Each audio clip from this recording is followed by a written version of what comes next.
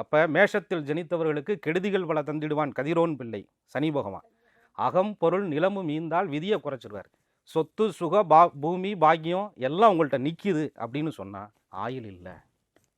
அப்படி ஒரு போராட்டத்தை அந்த மேசராசிக்காரர்கள் தன்னுடைய ஆரம்ப காலங்களில் இவங்க அனுபவிப்பாங்க. ஆனால் அதே நேரத்தில் ஒருத்தர் செய்த புண்ணியம்னு ஒன்று இருக்குது பாருங்க, தான தர்மம்னு இருக்குது பாருங்க. இந்த ராசிக்கு பேர் தர்மராசி அப்படின்னு பேர்.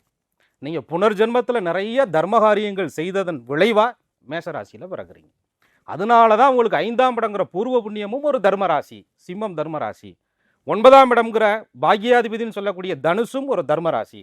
அப்போ தர்மத்தின் பயனாக பிறந்து தர்மத்தின் பயனாக பூர்வ புண்ணியத்தை பெற்று தர்மத்தின் பயனாக பாக்கியத்தை அனுபவிக்க பிறந்த ஒரு ராசி மேசராசி. அப்படிப்பட்ட ராசிக்காரர்களுக்கு குரு இருக்கிறார். அந்த குரு 4ல் உச்சமிடுவார். இவங்க உழைப்பால் தன்னுடைய திறமையால் தன்னுடைய கிடைத்த வாய்ப்புகளெல்லாம் பயன்படுத்தி இவங்க நல்ல நிலைமைக்கு ஒரு கட்டத்தில் எல்லாத்தையும் இழக்கும்போது தெய்வ கிரகமான குரு பகவான் 4ஆம் இடத்துல உச்சம் பெற்று எதையெல்லாம் இழந்தீர்களோ, யாரு முன்னாடியெல்லாம் கேவலப்பட்டீங்களோ, யாரு முன்னாடியெல்லாம் அசிங்கப்பட்டீங்களோ, யாரெல்லாம் உங்களுக்கு கை கொடுக்கலையோ அவங்க முன்னாடி தவிர்க்க முடியாத ஒரு சக்தியாக குரு உருவாக்கி காட்டுவார். அதுதான் இவர்களுக்கு குரு செய்யக்கூடிய பலன்.